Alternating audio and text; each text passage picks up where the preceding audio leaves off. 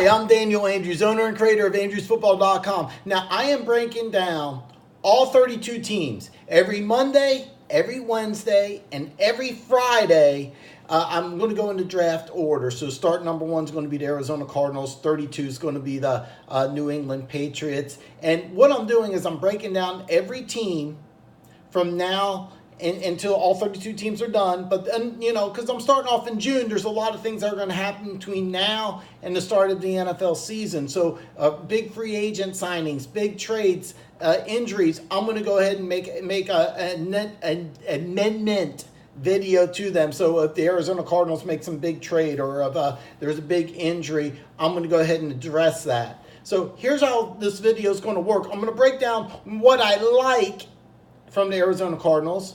Then I'm going to break down what I don't like. But stay tuned to the very end because you get the bonus section for the advanced class. I'm going to break down how they would do against Vegas and what you should bet on if you should bet on them. So let's start off with what I like. And first thing I like is that the coach and the GM are on the same page. You got Kliff Kingsbury when he was the coach at Texas Tech. He was very public. He went public and he said, hey, if I had the first pick in the draft, I would draft Kyler Murray. So he gets a job with the Arizona Cardinals. What do? They draft Kyler Murray. A lot of times you get a coach and a GM, and the GM will force players down the coach's throat, and they're not really on the same page.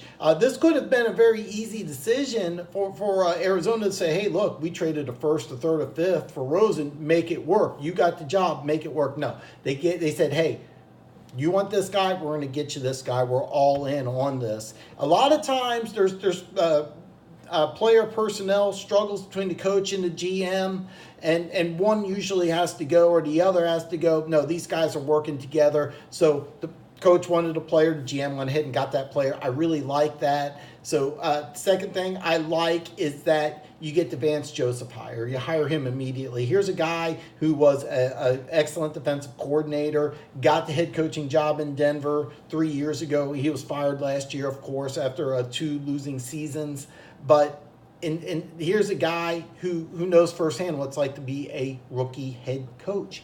Here's a guy who's been in your shoes. This is a guy you can go to and say, hey, I know what you're going through. And the best part is he's the defensive side. So you can say, hey, look, I know what you know on the defensive side. I got to rebuild this offense. So you go ahead and you do your thing. I'm going to go ahead and do my thing. Hey, how can you help me? How can I help you?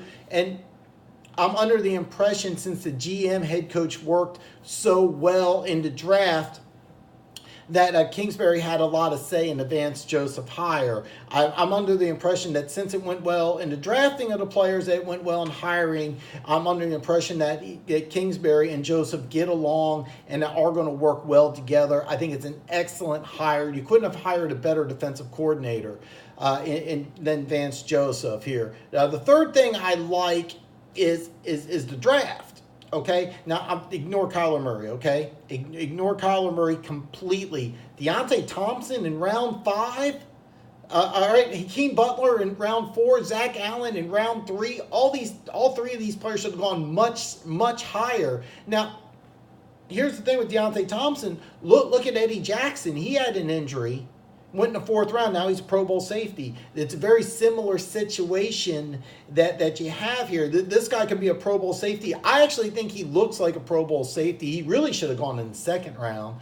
But you look at what happened with Eddie Jackson. So you could have gotten a steal right there. I was very, very high on Hakeem Butler before the Frank Clark trade. I actually wanted the Chiefs to draft him in round 1. So how silly do I look? But then Zach Allen, I've literally looked at hundreds and hundreds, probably thousands of mock drafts, and I've seen several of Zach Allen was a first-round player. Now, I didn't have him rated as a first-round player. I didn't put him in any of my mock drafts as a first-round player, but I saw several that he was. So you're getting a really, really great value in rounds 3, 4, and 5. And then in the 2nd round, you got 2 players that probably should have gone much higher. I've seen several mock drafts where Byron Murphy went in round 1. Now, Andy Isabella, I didn't have him in the round 1, but there were several mock drafts that thought he could go late first. But really, at the bottom of the 2nd, that's excellent value right there. So basically, to recap, what I like about the Arizona Cardinals, I love the coach, GM working together. All right, you wanted a quarterback, you went ahead and got the quarterback.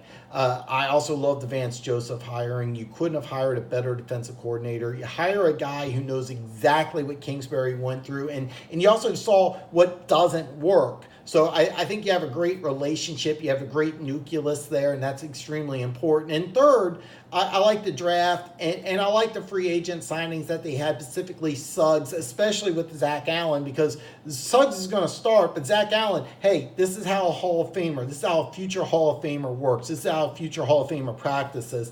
Take notes, because when Suggs retires next year or maybe 2 years from now, who knows, Zach Allen's going to take over, and he'll have firsthand knowledge of how a future Hall of Famer prepares, practices, works, plays, etc. So I really like that if you draft a player who's going to replace you, replace a future Hall of Famer at the end of his career. So I think Suggs will be able to teach Zach Allen a lot of things. So again, I'm speculating, but when you draft a guy, when you bring in a guy like Terrell Suggs and you draft a guy like Zach Allen, I think it's a great fit. Now, what I don't like, I don't like Kyler Murray. Nothing against him personally, but for those of you who don't know the story of Kyler Murray, the state of Texas has the best high school football in the world. Okay? There is no better level of competition in high school football than Texas. Texas has the best high school football in the world, period, bar none. At the very highest level of Texas high school football, there was a player, Kyler Murray, who won 3 consecutive state championships. He was MVP all 3 times, and he was undefeated. All right? This is the stuff of legend. I mean, this is a guy who won 3 state titles, undefeated all 3 years, and 1 state title and MVP at all games. Every single recruiting service had him as a 5-star player. This was a can't-miss prospect by universally everybody. This guy was such a phenomenal player that you were foolish not to take him. I mean, he could have gone anywhere in the country, but he went to Oklahoma. I think he probably made the right choice. But here's the thing: if you don't know the whole story behind Kyler Murray, is that the Oakland A's gave him, I think it was like $4 million or something like that, but he was going to play baseball.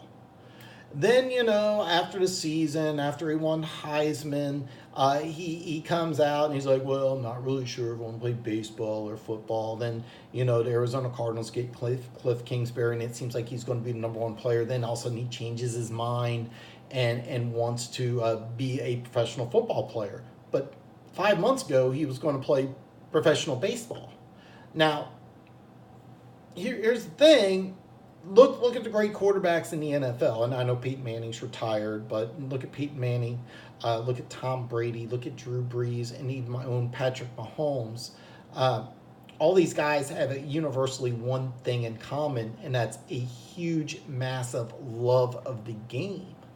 I mean, Tom Brady once played till he's 45. Peyton Manning played till he literally couldn't throw the ball anymore.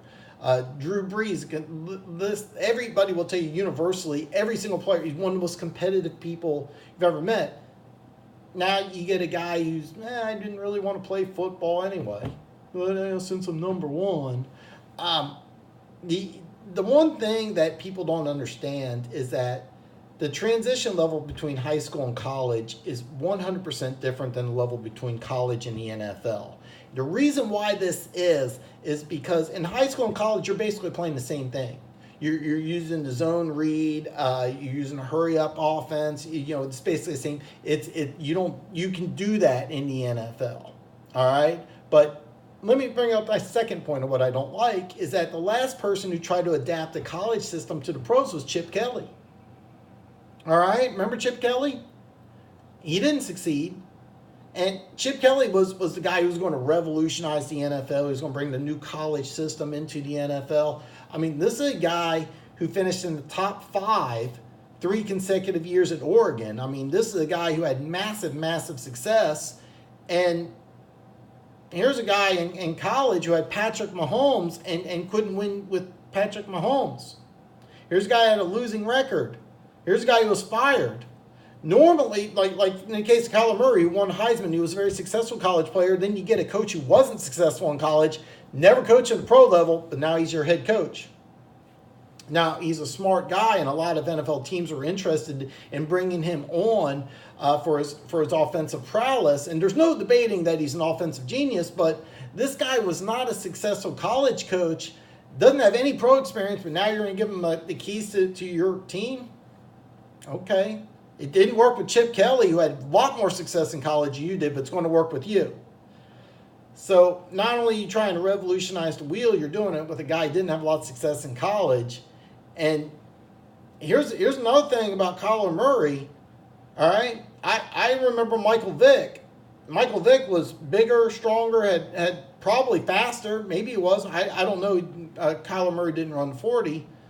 So, I mean, it's impossible to say who was faster. But, people want to say, like, never seen anything like Kyler Murray before. Yeah, you saw Michael Vick, except he had a better arm. He was faster, and he was bigger. Not comparing the two, but if you have to compare Kyler Murray to somebody, it's Michael Vick. So you got a quarterback. How's he going to respond when there's a linebacker who runs him down? He didn't have that in college. How are you going to respond when you're not the best athlete on the field? Then you get a head coach who's never had any NFL head coaching experience, plus he had a losing record in college. Now, third thing I don't like is that there was a lot of holes on this team. There was a lot. Now, they've improved. They look better than they did last year, but the offensive line still isn't good. All right, that defense has got all sorts of problems. Now you got a new defensive coordinator who's got to fix a lot of holes in there. And then, you're running a brand new offense. Plus, the number one thing that you really need to be successful in the NFL is an offensive line. You don't really have that. You got some okay players on the offensive line. Overall, you got poor offensive line. So you need a talent infusion in Arizona still. And fourth and final thing I don't like is that this is a rough division. I mean, you got two teams that made the playoffs, and a lot of people thought San Francisco would have made the playoffs, except that they had so many injuries. I was at Arrowhead when Jimmy Garoppolo tore his ACL. When he was out for the year, they were done. I mean, there was no way they were going to rebound from that, but they had a massive slew of injuries. It was crazy. First you lose your quarterback right away. Gerald McKinnon, I think he tore his ACL in preseason. They were using receivers nobody ever heard of. Now, they had success with George Kittle in the 5th round, but, I mean, they had no choice. It was like, who else are you going to throw to? So massive injuries really kind of derailed the 49ers, but a lot of people thought that was a possible playoff team. Now, if they stay healthy, it's unknown how well they would or would not do, but you got two playoff teams, and then you got a team a lot of people thought could be a playoff team. It's very clear that as far as level of talent on paper, the Arizona Cardinals is dead last. So, I mean, at the very best, are they going to win a game against the Rams or the Seahawks?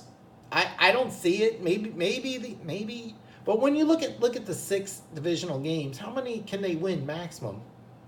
I'm thinking 2 maximum. And this brings me to the advanced section of the class. And I told you to wait here for it. Now here it is. Okay, the over-under for the Arizona Cardinals is 5. Remember I said they can win 2 games, maximum 2? When I look at the schedule, your first thing I notice is that you got at Tampa Bay and at Cincinnati. 1 or 2 of those games is winnable. Early on, you get some home games. You get 3 out of the first 4 games are at home, which is a good thing because nobody's ever seen this offense before except for college. So you have a chance. Maybe you can surprise Detroit. Carolina, I could be an up and down team. At Seattle, it's going to be a tough one. So you have a chance to win. Also, like, the bye is week 12, and then after the bye, you get 3 consecutive home games. Now the Rams is going to be tough, but Pittsburgh and Cleveland, they're not going to be used to the heat in December, so you may have a little advantage there. Keep in mind you're only trying to win 5 games, so 3 home games after a bye. I see 2 very winnable road games, but like I said, are you winning 1 game in the division or are you winning 2? I think 2's ceiling. So is there 3 other games I see in there? Maybe, but Here's the thing. Vegas, a lot of action's on the over. How do I know? Because they changed the odds. Bottom line right now, if you are to place a $100 wager on over 5, you would only win 176.92. But if you make a $100 wager on under 5, you would actually win 210. So it's plus 110 for the under, negative 130 for the over. And what it is that the negative is the way that it's being bet on, because Vegas ideally wants it action on both ends. So with the action being on over, they changed it so that it's a negative amount. You have to wager 130 to win 100 specifically. So a $100 wager would only win you 176.92. Hopefully that made sense. Basically, more people putting their action on the over. Now, Dan, what would you do? Now, first of all, I wouldn't touch this team. And I'll tell you why. There's too many unknowns. Is Chris Johnson going to be fully recovered? How well is he going to play? Is Christian Kirk going to be healthy? How much does Larry Fitzgerald and Terrell Suggs have in the bank? When Patrick Peterson comes back after a 6-game suspension, is he still going to be with the team? Is he going to be playing at Pro Bowl level? Can you trick one or two of these teams early? Can you get a few wins in the bank? There's a lot of unknowns. But if I was to put action down on this team, I would take the under. There's a lot of really good NFL quarterbacks that had bad rookie seasons. Peyton Manning won 3 games. Troy Aikman technically won 0. Jared Goff didn't win He didn't win a game. He went 0-9 his rookie season. So there's a lot of really good rookie quarterbacks that have bad seasons. A rookie quarterback starting in the NFL, here's the thing. I don't think he's going to be successful. I just don't. I don't see it. I don't see it happening. I see a guy who had the opportunity to be the first overall pick in the draft. I see a guy who was a great athlete. And I have a hard time believing that he's going to just all of a sudden change his mind, want to be an NFL player, and then be able to put the time, effort into it that everybody else does. I think it's just that he's a good athlete, and that's just simply not good enough. You have a college head coach who wasn't successful in college. Now he's going to be successful in the NFL.